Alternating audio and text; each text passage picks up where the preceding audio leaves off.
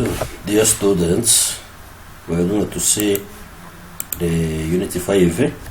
The Unit 5 is entitled Input Models. Input modeling is what? Input modeling is a type of models which is used to specify the data which has to be input, and then we analyze them later and they generate the output according to the distribution chosen.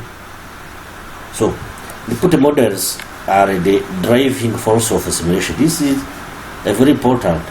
The models are very important in simulation. So the input models are the distribution of inter-arrival time. The input model can be used to simulate the inter-arrival time between two customers or two people, the service time which are assigned to them. It means that the time it will take for the server to give services to those customers. Demand time it means that it is the time required for the demand to be completed. Red time it means that it is a delay in supply, or a delay of customer who are staying in a queue, or a time to failure of a component. Means that before a component fails, there is a time that will pass before that happens. These are an example of input models which are the distribution of this type of events. So when you are simulating a business or any system, you have to choose a distribution to be used according to the system. For example, here you have to. For example, here you can choose. For example, if you are, as we saw previously, when you are simulating a bank, you can use you can use Poisson distribution or any distribution according to the arrival and service time and the delay of our customer in the bank. So you have to choose an appropriate distribution for input data. But it is a challenge. Why? Because to choose such distribution you have to be very careful, because you can choose a distribution which is not appropriate to your system, and it will generate long data. So there are 4 steps which are useful in the development of useful model for input data. You have to follow the 4 steps. The first one is you have to collect data from real system of interest. For example, you are simulating a bank. You have to collect data from the real system, from the bank, the real bank. After that, when you are doing this, it means it will require a huge amount of time. So it will take a lot of time to do that, and resources. That's because you have to be very careful. But in some situation, sometimes it won't be possible to collect the data. Collect the data in the environment related to the system you are studying. Also, the impossibility of collecting data can be due to a short duration. It means that you are having a very short time to do that. So this will not be possible to you to complete such task, because in a short duration you can't collect a huge amount of data. So sometimes also data may not be available. If there are data are not available, so you will need a support from some experts. So the experts will do what? Will make some guesses. So the second step is after collecting data, you have to identify the probability distribution to present the input process. After collecting data, you have to choose the probability distribution. Distribution which show how data are arranged. So this distribution, this probability distribution will represent the input process. It means that when you have your data, when data are available, you have to identify the probability distribution by using histogram. Histogram, these are will represent data graphically. So using the histogram and knowing the structural knowledge of the process, so you will be able to choose a distribution which is appropriate. The third process is to choose a parameter that determine a specific instance of distribution in family. You have to choose some parameters. What are the parameters? So when data are available, the parameter can be estimated from the data. So we will say what are the parameters to be chosen. The first one, you have to evaluate the chosen distribution. You have to check if the distribution is appropriate and how it is going to help you analyze the data. And also you have to check if the distribution is appropriate, and also check the parameter to see if they are good or they fit the current situation. How? To check the distribution identified based on input really resembles the original model. The evidence of fit is used.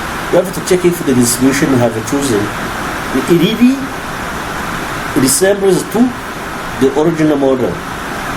So in this time we are going to do goodness of fit. So goodness of fit, we use graphical or statistical test. You can use graphics or statistics. So what are the tests we are going to use to check the goodness of the distribution chosen, to see how it reflects really the data you are having? You are going to use the test. The one is called chi-square test. The second one is the Kolmogorov-Smirnov test.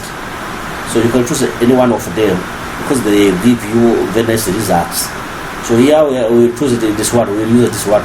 This is both of them are good, but it's better. So if choosing the distribution is not a good approximation of data, if you have chosen a distribution, but it doesn't provide a good approximation of data, the distribution has not to provide exact data. It will provide some approximation, but if it will provide a good approximation, okay, the distribution can be chosen. Otherwise, we have to reject it. So the analyst has to go to the second step. You will check the distribution. If it is okay, you go to the second step. The second step we saw previously. This one, identify the probability to represent the input process, because you see that the distribution is very good. So the procedure, you have to repeat this procedure until a good fit between assumed the distribution and the corrected data is found. So you go to the second step when the distribution chosen is not appropriate. So you continue doing this till you find a good fit. So it means that a good distribution which fits the real the Rio corrected the data. So sometimes the empirical form of the distribution also can be used. You can use some more empirical form. It means that nowadays the software are available for accomplishing the task 2, 3, 4. It means that the step of identifying the probability distribution to represent the input process, and the parameters, choosing the parameters, and then evaluating the distribution can be done using a software. But in collecting data, you will do it manually, so run it for software. And here we say that there is no software available for input modeling in step 1. Why? Because you have to collect the data manually sometimes. So when there is a relationship between 2 or more variables of interest, or when data are not available. So here, if you don't have, it means this is understandable. When you are not having the data, so no software will be available.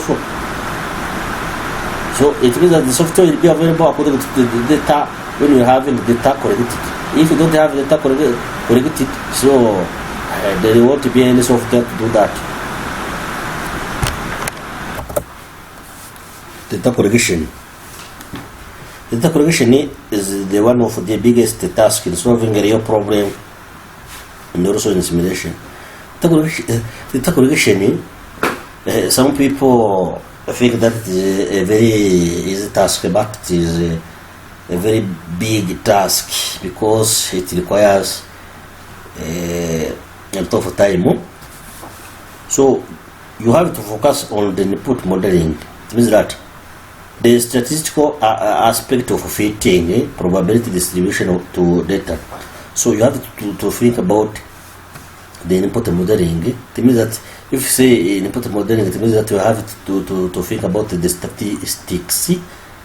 So you have to represent data using statistics, and also using the probability, and to see that the data collected are fitting to the real problem. So you will get this if you are having a proper distribution, probability distribution. Otherwise, the representation of data won't represent the real data. So this distribution provides the input to the simulation. It means that after choosing the distribution, so whatever you are representing in the distribution will be varied and used as input to the simulation. So what you have to do first, you have to fit the distribution. You fit the distribution to the data and see that the data will be presented accurately using such a distribution.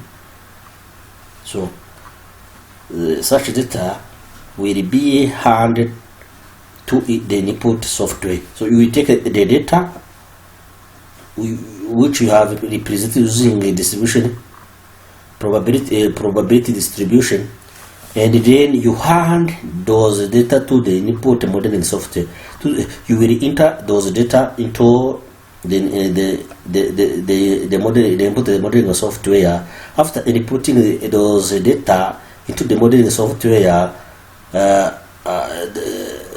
what you are going to do, the software is going to check the fit of such data. So, but there is no guarantee that the probability distribution suggested by the software is real fitting to the actual data. There is no guarantee. Why? Because there will be some more approximation. So not always that the probability distribution will really fit the actual data always. So that is why there will be some drawbacks.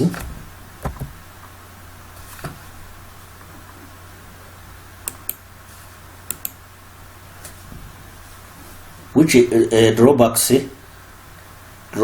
will be stale data, unexpected data, and time varying data. Stale data is what? A simulation study always tries to reduce the time in every step. That does not mean that the old data can be used for the study. Some people will think that as a simulation study aims at reducing the time, and some people, in order to reduce the time, they choose to use the old data. So in spite of collecting the new data, they use the old data which are already there, thinking that they want to reduce data. So this is not acceptable. So you don't have to use stale data or the data. For example, to study the current health status of a patient, it is not advisable to refer to his or her 10-year or the medical report. So when you are going to study the current, for example, 2020, you are studying the health status of a patient X.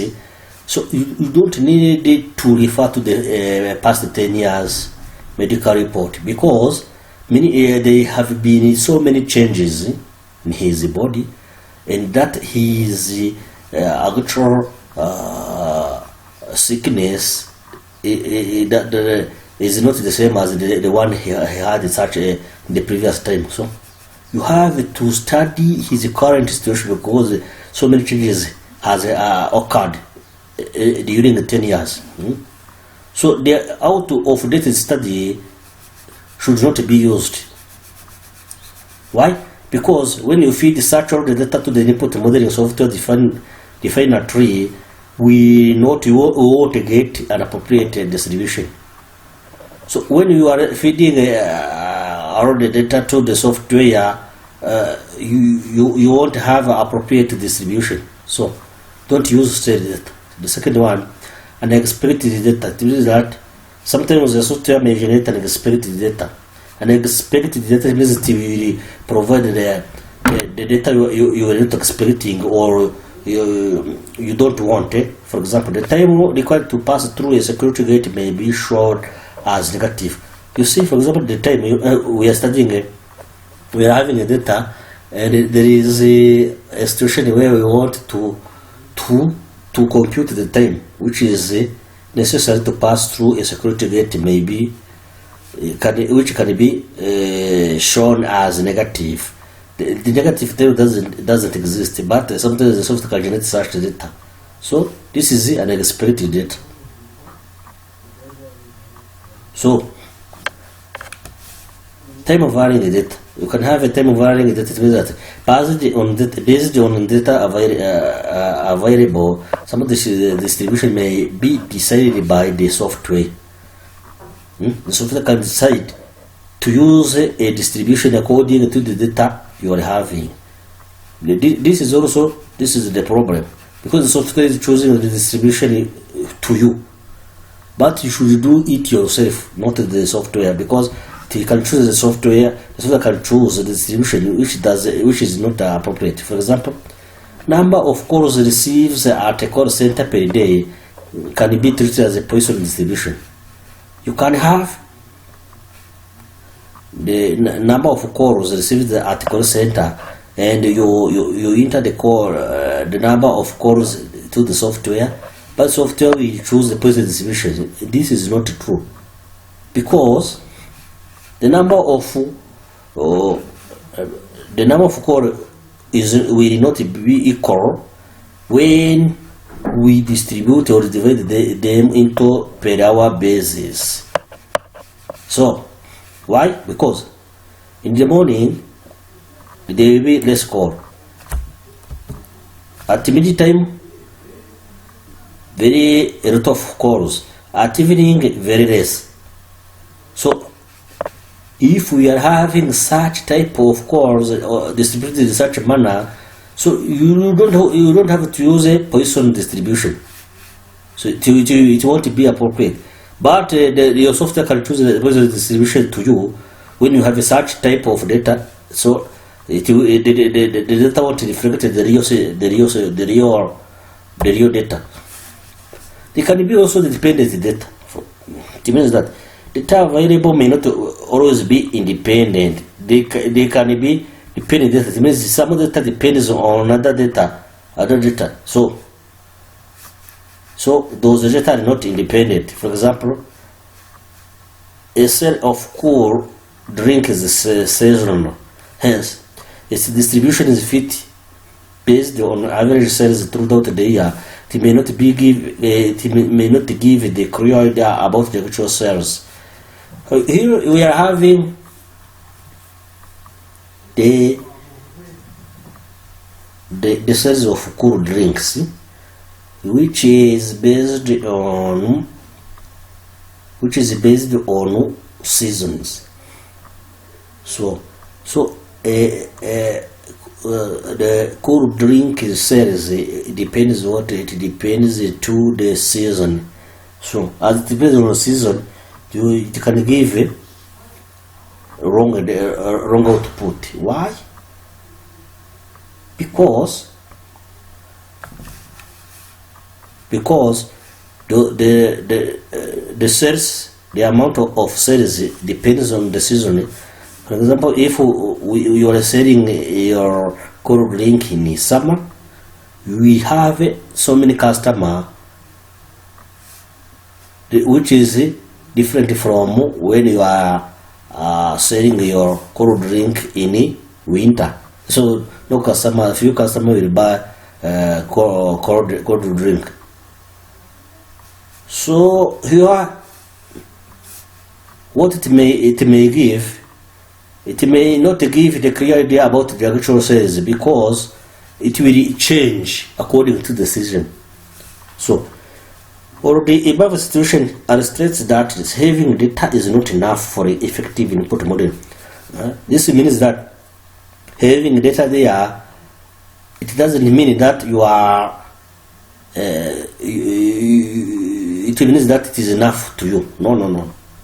So you have to know how to distribute such data and how to model them.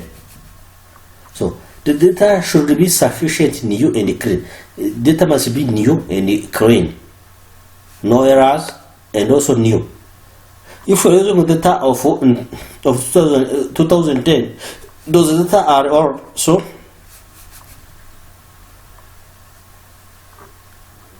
you may not get appropriate results. So how to clean data? You can use some more methodologies. The first suggestion is a useful expenditure of time is planning. It means that before you collect your data, you have to spend a lot of time in planning. So you have to plan. If you have a plan, it means that everything will go smoothly. If you start working on things without planning, it means that your research won't go smoothly. It means that this could be done through pre-observation. You have to observe. Observe what? Observe the session. So there may be some modification. And also you will watch. After watching, you will take a very good decision about how you will collect the data. So you have to be very careful in planning. The second suggestion is or advice: you have to analyze the data when they are being collected. When you are collecting data, you have to analyze them. It means that data collection and analysis, those two operations go together. So check whether the data being collected are adequate to identify the distribution needed for the simulation. You have to check if the data you are collecting are adequate, and this will help you to choose the proper distribution. If any set of data are found to be useless, then it can be discarded or instead of storing it further.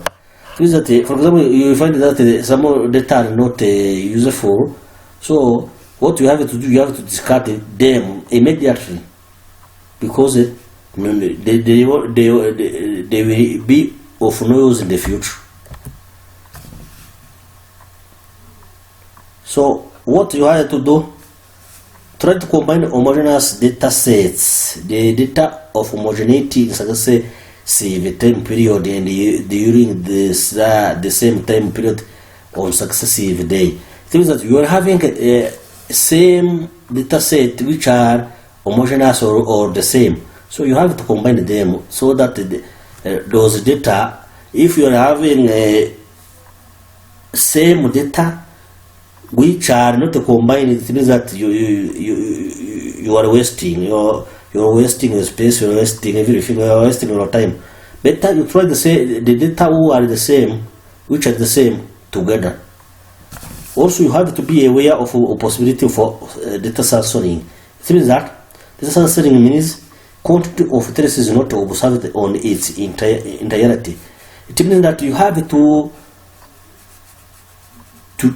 be aware that you have to observe data, the entire data, so in the totality. So don't check data half. The problem occurs when the analysis is interesting in time required to complete the process, but the process begins prior to or finished after the completion of the observation period. Here you can some analyst may be interested, and he says anytime, and he says I want to finish data collection in 2 days. So if you say so, maybe you are going to collect so many data.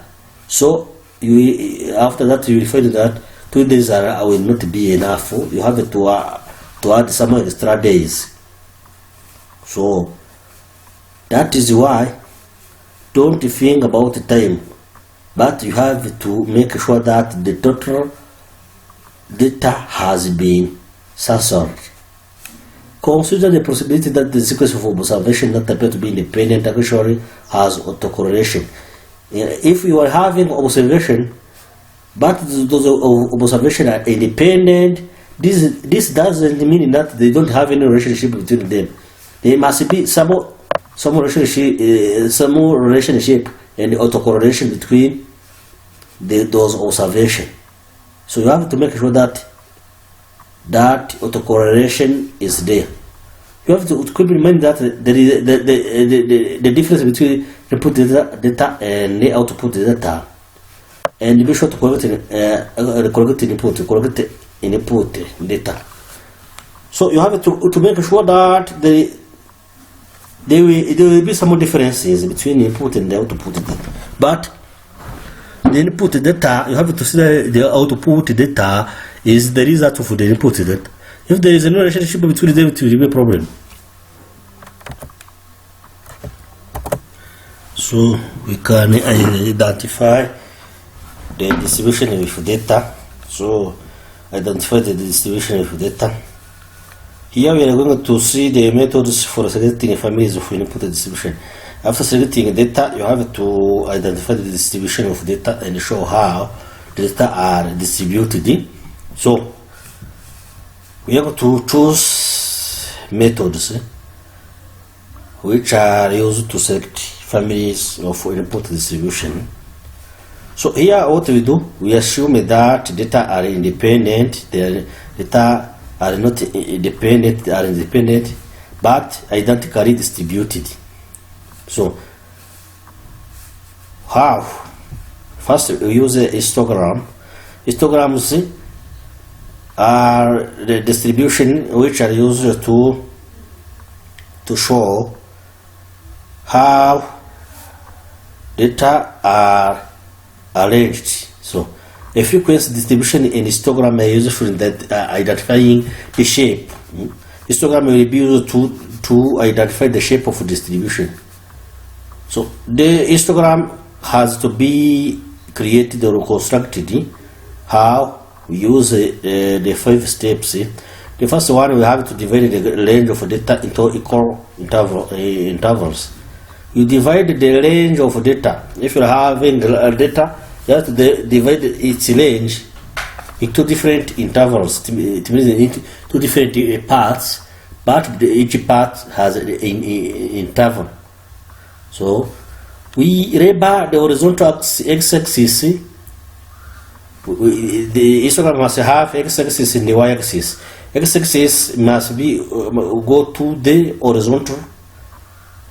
horizontal axis, and it has to match the type of data according to the interval selected. So you already know it, how to do it using this in statistics and mathematics.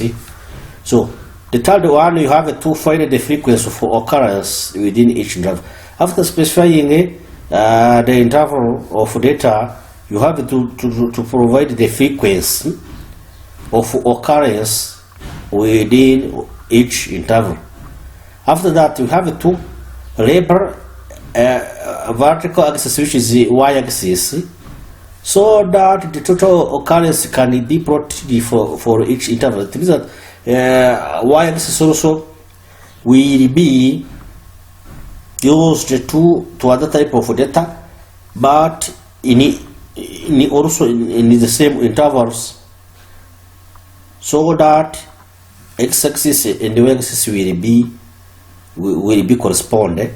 After that, you plot the frequencies of the vertical axis. After that, you will plot the frequencies on y-axis. So here, when you plot the frequencies, what you will do? The number of cross intervals will depend on the number of observations on the amount of dispersion of any data. So the interval will be the number for the class of interval will depend on the observation you have done and the amount of dispersion of data. If you found that the interval will be as the square root of the sample size, and this will be idea. So here the histogram can be too large. It can be too large. To be large, it means that we are having a small class of intervals, very small one. This is a very big problem. Or too large class intervals. This is another problem. So the histogram should be in a medium size. So we can select the family of distribution. When the probability mass function and the probability density function are well known, if you are having those two functions, so distribution will be plotted. So when you know there's two functions, the distribution will be immediately plotted. So when it is plotted, it means that this will have some shape. The distribution will be plotted according to some shape. So the purpose of preparing a histogram is is to check whether the data matches with any known PMF or PDF. So the purpose of histogram is to check if the data will match those two functions, any one of those two functions. So any simulation study, we can use exponential or normal or Poisson distribution. So when you use any one of them, it will be very easy to know, to identify them through shape of histograms, because the histogram will have different shapes. So third, we are able to do parameter estimation. Parameter estimation means that once the family of distribution has been decided, the parameter of the distribution have to be estimated. So what you have to do, you have to choose the family of distribution. After choosing it, at the second step, the parameter of distribution have to be also estimated. So here when we use the parameter, what are the parameters? The mean and the variance. So you have to calculate the sample mean and the variance. So this will be used to estimate the parameter of hypothesized distribution. So if the observation is sample of size n are x1, x2, xn, then the sample mean will be equal. If we are having the observation in a sample, the sample has the size n, and the observation we are having a first observation is x1, the second observation is x2, the third observation is x3, the last one is xn. The mean of this sample will be like this. We will be equal to the summation for xi from 1 till n, we divide by n. So the sample variance will be equal to the summation from I going from 1 to n, xi square 2 minus n mean square 2 out of n minus 1. This will be called sample variance of a given distribution. So these are estimates. So such numerical estimates the distribution parameter will help in deciding the exact distribution for the family of distribution. Here, using these parameters, we will know which distribution to be used in a set of families of different distribution. So here we will have the mean, which will be equal to the summation of xi's 2 out of n. It means that we will divide by the number, the n, or the number of different observation. So next you can see what is called goodness of fit. Goodness of fit. Goodness of fit. The goodness of fit here, it is when we are going to test the distribution and see that it is a very better distribution to be used because it will fit the distribution of data. So goodness of fit test will help in evaluating the suitability of a potential input model. So it will be used to evaluate if so here we check if a potential input model is suitable to do what? Is suitable to model data distribution. So in real-time application, there is no single correct distribution. Really, there is no single correct distribution. There must be so many correct distributions, no problem in practical or in practice. So the result of goodness of fit test has to be just taken as a guidance, but not for decision making. Why? Because there may be too many correct distributions. So the goodness of fit test has not to be taken as the decision making, but only as the guidance, to guide the what, to guide the analyst. So the goodness of fit test will hugely will be affected by sample size. So it will depend if we test. So the sample size will affect this test. So you have to be very careful. So, for example, if the sample is too small or very small, the test may not reject any candidate distribution, because when it is small, the test will not provide exact results because it is too small. So any candidate distribution which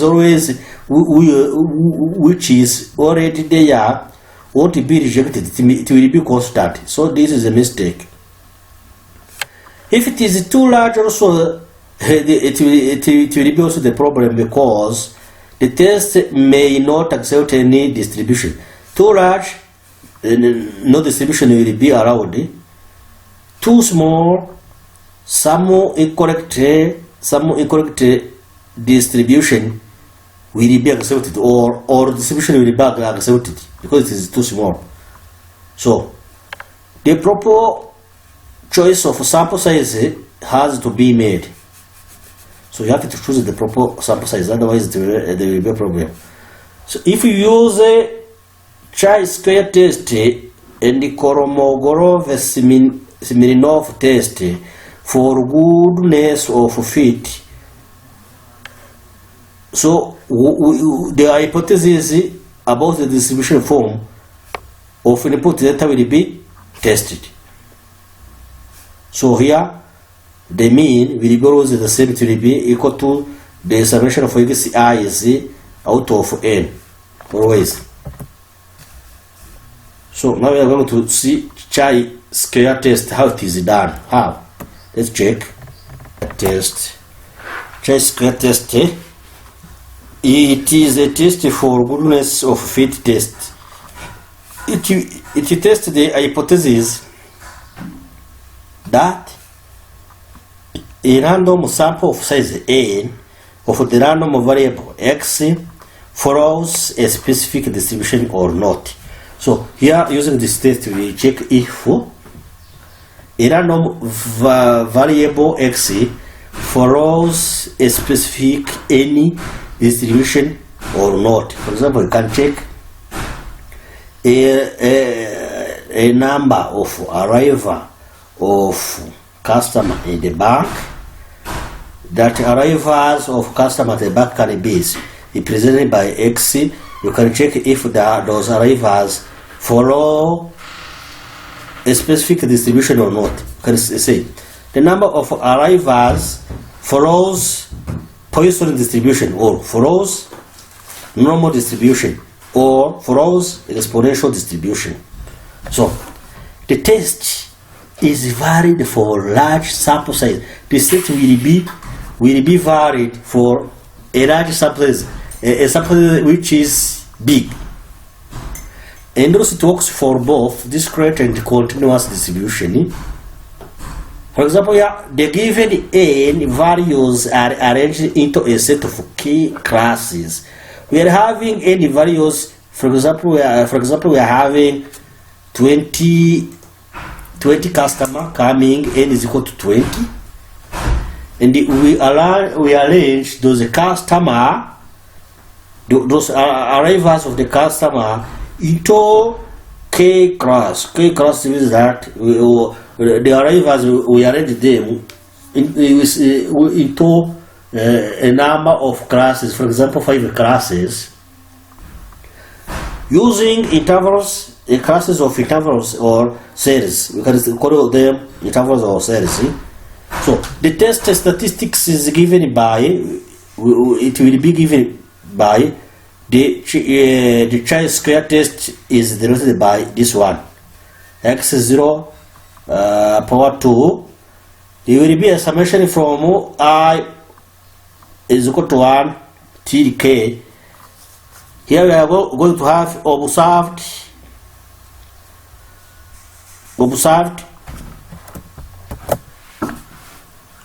frequency, this one, minus expected frequency power 2 out of expected frequency at I.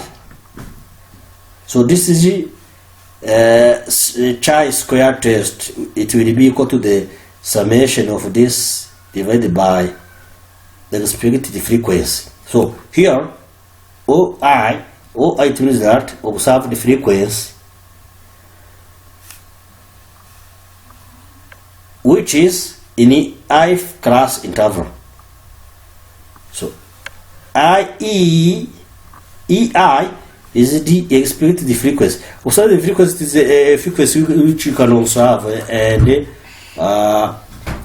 we can specify it in advance.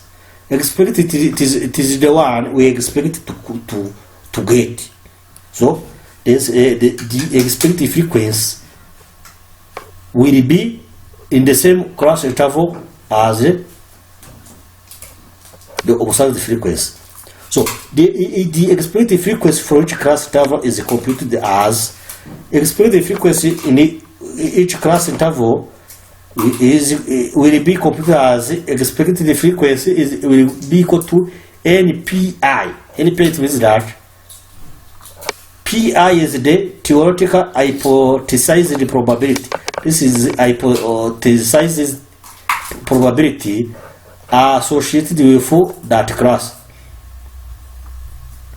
So N is the total number of intervals multiplied by the probability. Here we are going to say the expected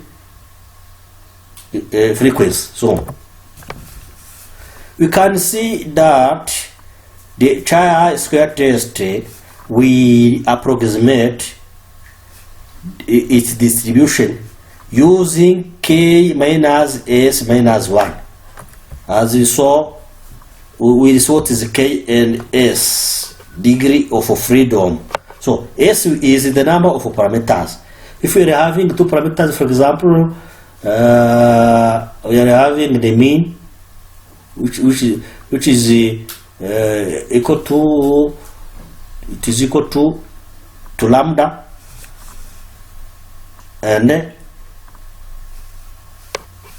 the hypothesized distribution will be estimated according to the parameters we are having. So the hypothesis will be as follows. H0, this is the hypothesis which is like the main hypothesis. Here we will have the main hypothesis H0.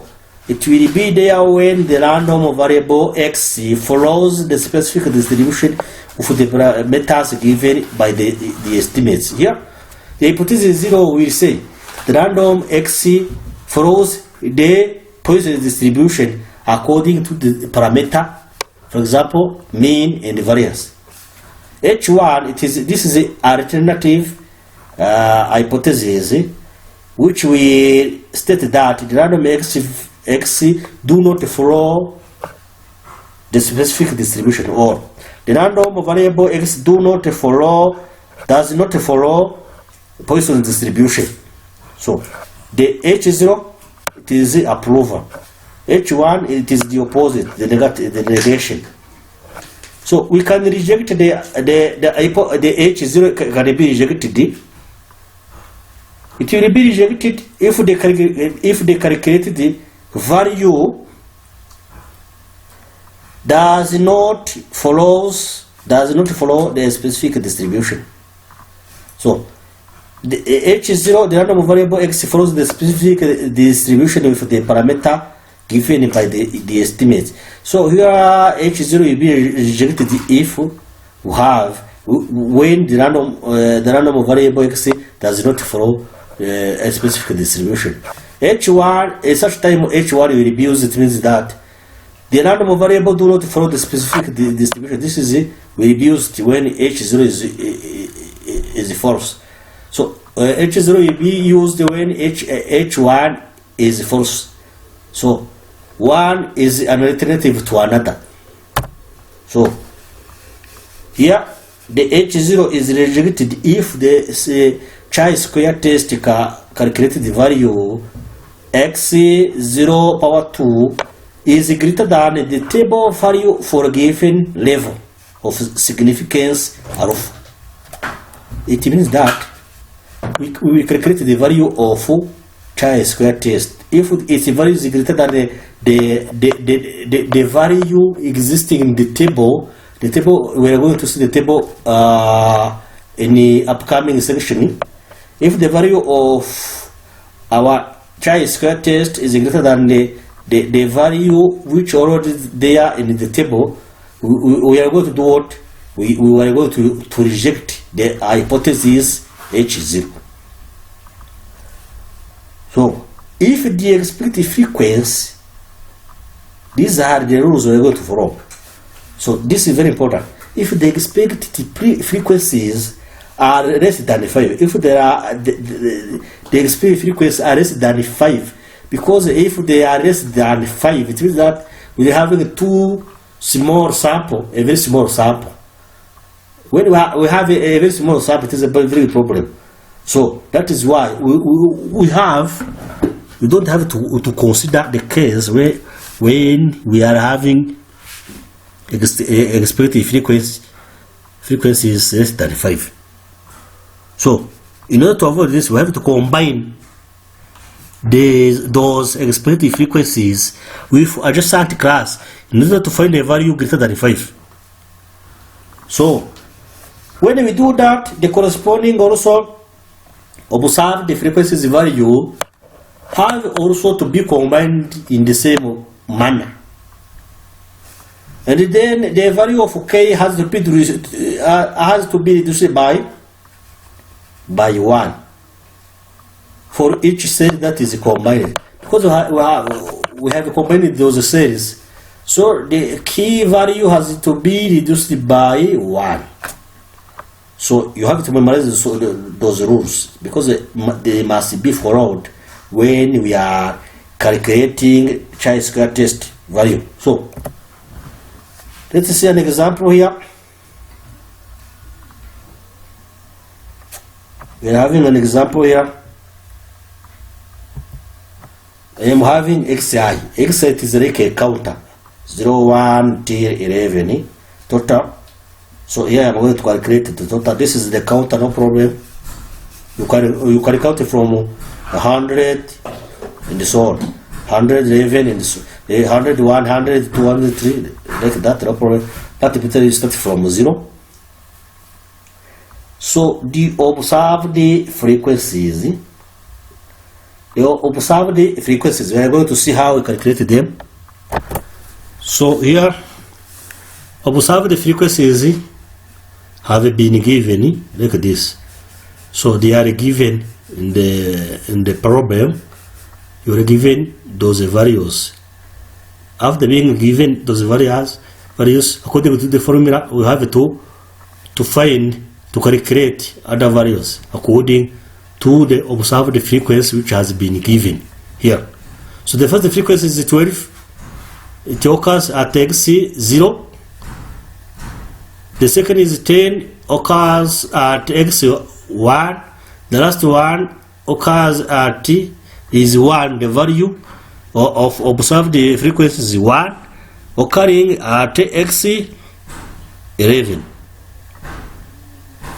This is the first column. The second one, you have to multiply xi and oi. So I take 0 multiplied by 12 it is 0, 0. 1 multiplied by 10 it is 10. 11 multiplied by 1 it is 11. So we have to add them. After adding them, we were able to see that xi oi will be equal to 364, like this. After that, I have to calculate expected frequencies. So let's see how the expected frequencies are calculated. How we got 2.6. 2.6 to get a 2.6, we have to use the same formula. We have to use the same formula. No, first let's calculate the mean. As per formula, the mean is equal to summation of xi divided by n. So this is like xi multiplied by observed frequencies divided by n. So if we go down, we will find that the mean and lambda is the same. So these are equal. So the mean will be equal to the total of xi multiplied by oi divided by n. So xi multiplied by oi here, it is 364. So the summation of oi of oi here, oi is the total is n, so it is 100. So we'll take 364 divided by 100, we find that the mean it is 3.64. or lambda same, it is equal to the mean, it is 3.64. so now we compute the probability associated with various value of x using the PMF. Using the PMF, as we saw in the previous unit, in the previous unit, say the formula to calculate the PMF of x will be equal to Euler power lambda multiplied by lambda power x out of factorial of x. So it means that, so here it will be equal to, remember that Euler is equal to 2.718. so if you do that, if you multiply and you divide, you find that the first expected frequency is 0.026. P1, it is Px is equal to 1, will be Euler minus lambda multiplied by lambda power x. So x here is 1, so we are able to multiply to, it will be power to power 1. Out of factorial of 1, we find 0.096.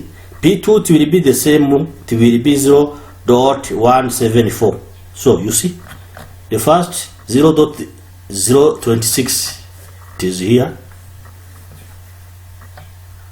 The second one it will be, so here when we get the value, you have to multiply by 100. It is better in order to find the value which are near 5. So to find the value near by 5, you have to multiply by 100. So the dot will come here. So I will find 26.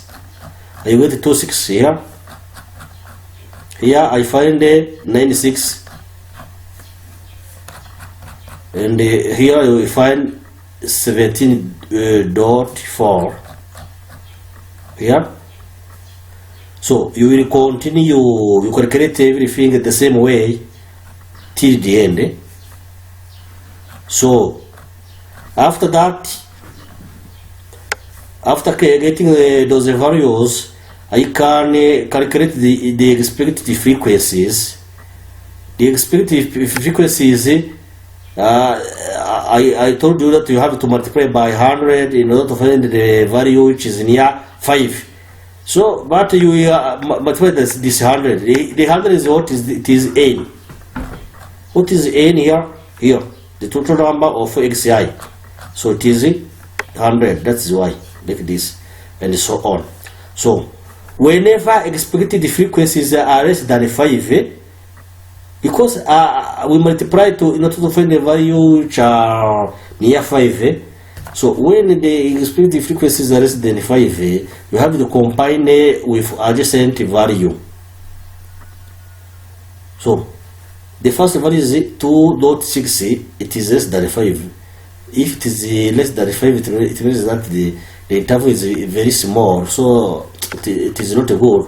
I have to combine the 2.6 with 9.6. It means that when the expected frequency is less than 5, I have to combine it with the next one, the adjacent one.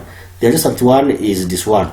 So I have to combine it with this. So I take 2.6 equal plus 9.6, I will find 12.2. I go here 17.4. It is okay. It is greater than 5, greater than 5, greater than 5, greater than 5, greater than 5. So when I get here 4.4, it is less than 5. I have to combine it with the second one. Let's say if I combine with the second one, I will find 6.4. So when I come here to this, to 8, 0.8 is less than what? Less than 5. If it is less than 5, it has to be combined by this and this one. 2 also is the same. 2 has to be combined with this and this one. 0.8 is less than 5. It has to be combined with the adjacent. It means 0.3 and 2.0. If we come here 0.3 is less than 5, it has to be combined for this and this one. So we will see that all those values are less than 5. That is why they have to be combined. I will find I will get 7.6 like this. So I have combined them. So in order to calculate the mean, in order to calculate chi-square test, I have to use this formula. The formula you already know it. It is here up, this one. So I have first to find the value for this one. The value for this one, I have to calculate it in this column. I take observe the frequency minus expected frequency power 2 out of expected frequency here. So I will take observe the frequency is 22 minus expected frequency is 12.2 because they have been combined. 12.2. I put them on power 2. The result will be divided by expected frequency. It means we will divide it by 12.2. So first I take 22 minus 12.2 here, then power 2, then you divide by 12.2. I will get 7.87. So I go to this one. This is free. I take this one. I take 19 minus 17.4. The result I will be on power 2 divided by 17.4. I will get 0.15. Then also here I will take 17 minus 7.6 power 2 divided by 17.6. I will get 11.62. So I will add all those values. I will get 27.69. So till here we know the results. So this is what we got here. We got this. We already know this one. So the chi-square test is equal to observe the frequency minus expected frequency power 2 out of expected frequency. It is the formula, and we got the summation. The summation gave us 27.68. So the summation is this one. The summation is this one. The summation we get here. The summation we get here. It is what we call it chi-square test. So we are going to see if this the value x, the variable x follows Poisson distribution or not. So chi-square test is 27.38, yeah, and we know that the degree of freedom is k minus s minus 1. So due to the value being combined, the number of value counted for calculation happen to be 7. So it means that k will be equal to the value which has been, to the number of value which has been combined in our table. So we have combined the which values in our table. We combine the values. How many values? You combine the values 1, 2, 3, 4, 5, 6, 7. So we combine 7 values. So k will be equal to 7. K will be equal to 7. K is equal to 7. It means the number of values which has been combined. And the Poisson distribution has only one parameter. So S will be equal to the parameter we have used. So here we use the only one parameter lambda, which is the mean. If you use also variance, S should be equal to 2.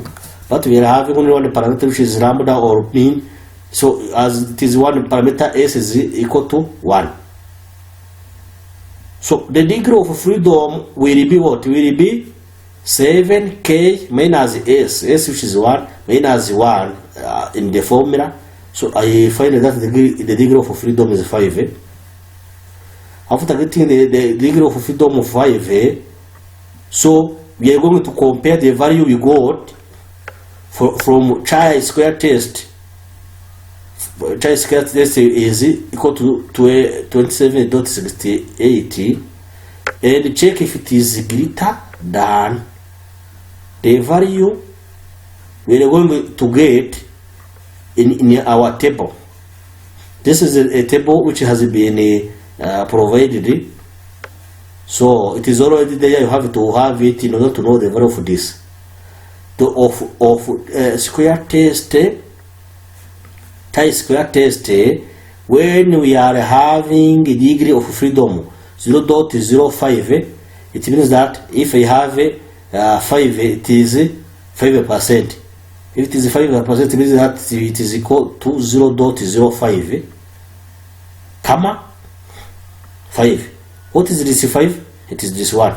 This is the 5. This one.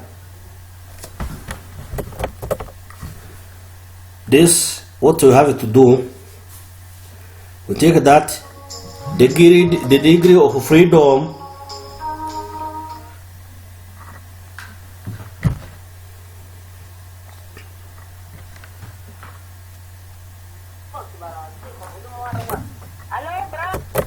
So here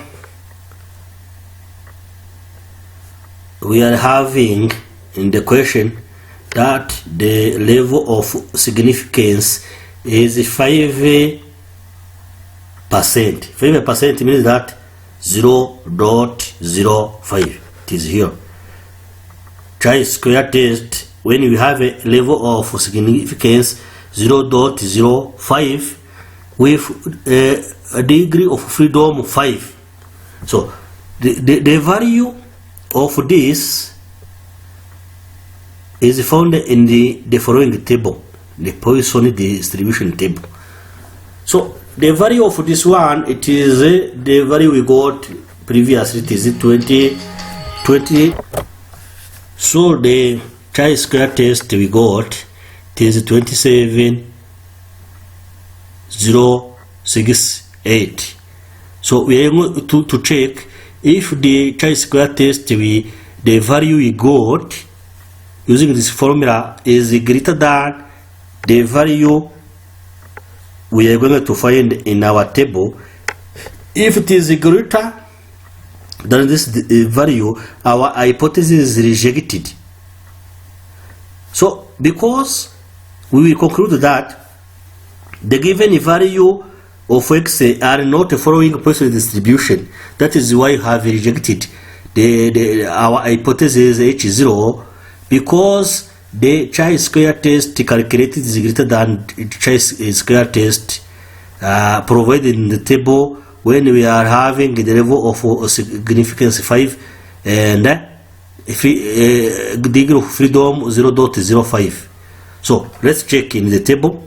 So the table of percentage points of chi-square test distribution is this one. This is the table. We are going to see horizontally, we are going to see degree of freedom. These are degree of freedom here. So we are going to see where we have a degree of freedom of 0. No, the degree of freedom is here. We are having 5 in the question. The degree of freedom is 5. Many square tests use a degree of freedom of 5%. 5%. This is 5%. So it is here. And then the level of degree of freedom is this one. Okay, yes. And the level of significance is this line here. Level of significance, degree of freedom here, level of significance. So we're going to see where we have degree of freedom of 5 and the level of significance 0.05. So degree of freedom is here at 5 and the level of significance, no, degree of freedom is 0.05 here and the level of significance 5. So where is the intersection? It is here. So the value here, it is the value here is the value. It means 11.07 is a chi-square test when we're having level of significance of 5 and the degree of freedom of 5 and the level of significance 5%. So it will be 11.07 here. So we can check.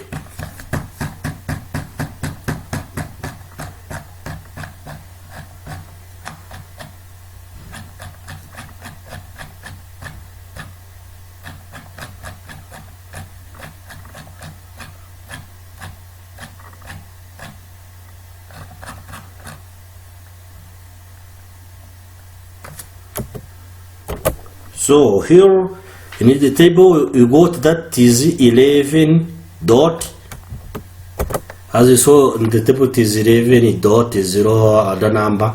So we find that 27.68 is greater than 11.0 other number. So as chi-square test calculated is greater than the chi-square test provided in our table, this hypothesis is rejected, because this also means that the given values are not following Poisson distribution. So let's see another example, the second example. The vehicle arriving at a petrol bank in a 5 minute period between 6 a.m. to 10 p.m. was monitored for 80 days given below. So the arrival period, this is xi, will be from 0, 1 till 10, and the frequency of arrival at time 0, the frequency of arrival is going to be 15. At arrival at 10 minutes, it will be frequency will be 2. This is like a repetition. So you have to test using a chi-square test to check whether the data follows the Poisson distribution at 5% level of significance. Here we are having same level of significance of 5%. So what is the solution? We have to check whether the given data follows this data follows Poisson distribution. So the hypotheses are formed as H0, the random variable. This is the main hypothesis is the random variable is Poisson distributed. Alternative hypothesis is the opposite, means that the random variable is not a Poisson distributed.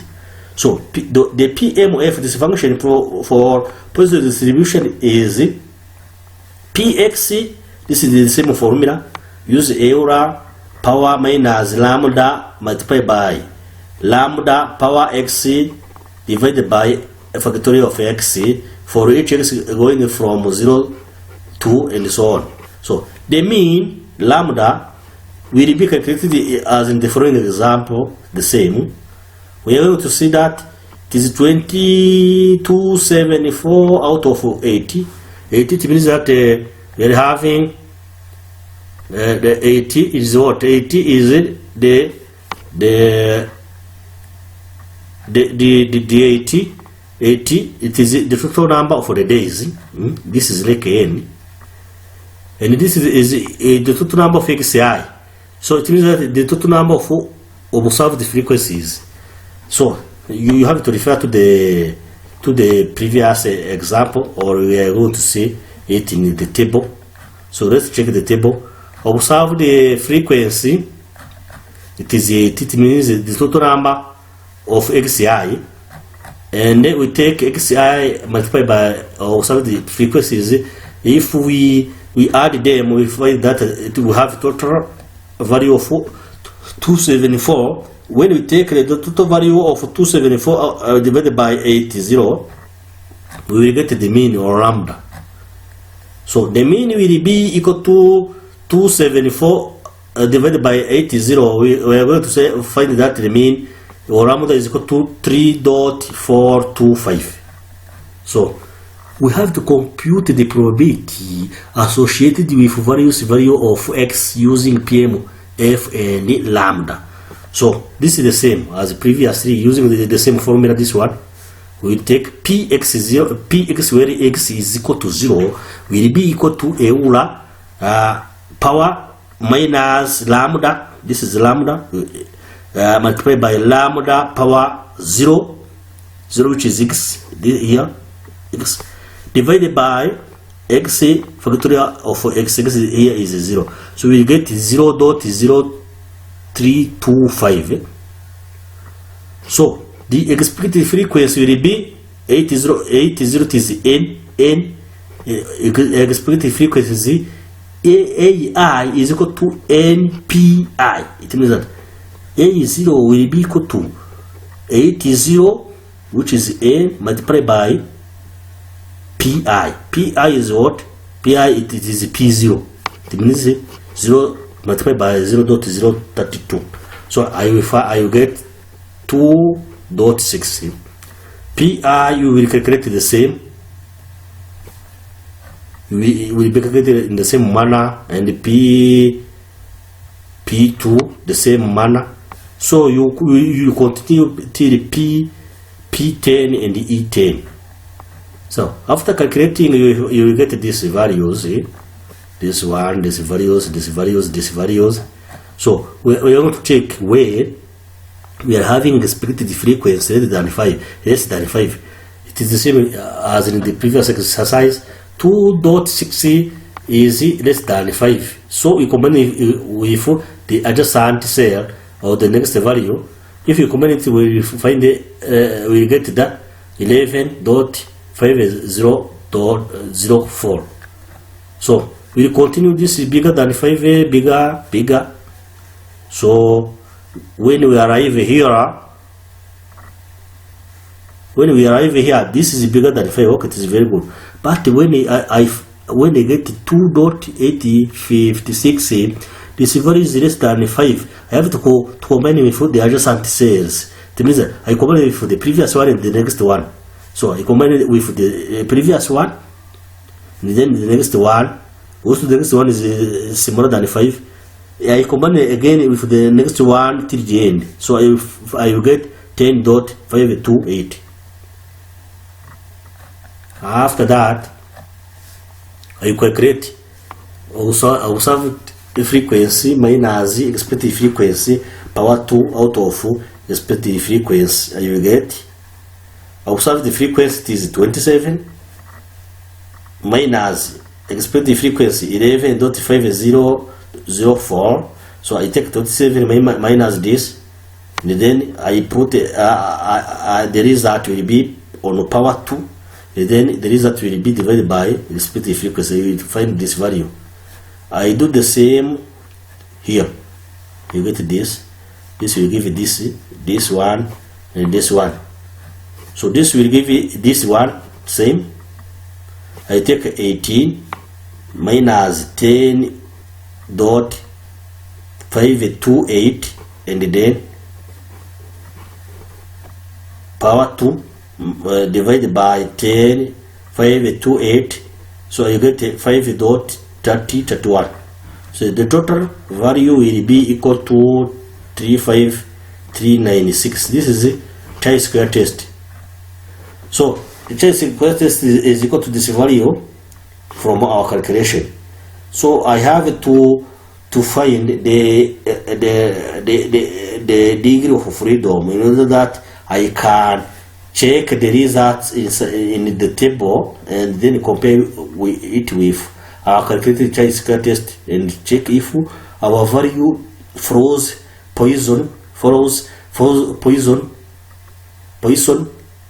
distribution. So the degree of freedom, this is Ks minus 1. So K is equal to the number of combined values. So the combined values, it is here. I am having a values 1, 2, 3, 4, 5, 6, and combined values are this one. I will check the value who are less than 5, who caused us to combine them with other values. It means that the value who are less than 5, who caused us to combine them with other values, the previous one and the next one. The first one is 2.6. The second one is this one. First 2.6. The second one is 2.866. 2.856. The third one is 1.227. This is the 4. This is the fourth one, and this is the 61. No, 51. And then they combine the value with this one, which is next to this value is this one. So this will not be included. Why? Because it is greater than 5, and it is the first one in combination. So the value which provided this combination is this one, 2.856. So that is why we will count this one, not this one. So we get total value will be 6. 2, 4, 6. So it means that degree of freedom is 6 here. We are having only one parameter, which is lambda or mean. It is 1 only. There is no variance. It is 1 minus 1. I get 4. So degree of freedom is 4. We can check from chi-square table. We are going to check where we are having level of significance. It means 5% is 0.05, and here we are going to have level degree of freedom will be equal to 4. Here 4. So let's check. The level of significance is 0.05, and level of degree of freedom 4. Let's check in our table. In our table, we are going to check. We find that we are having a level of significance 0.05. We have a degree of freedom of 4. It means that it is here, this value 9.48. 9.48. Let's check.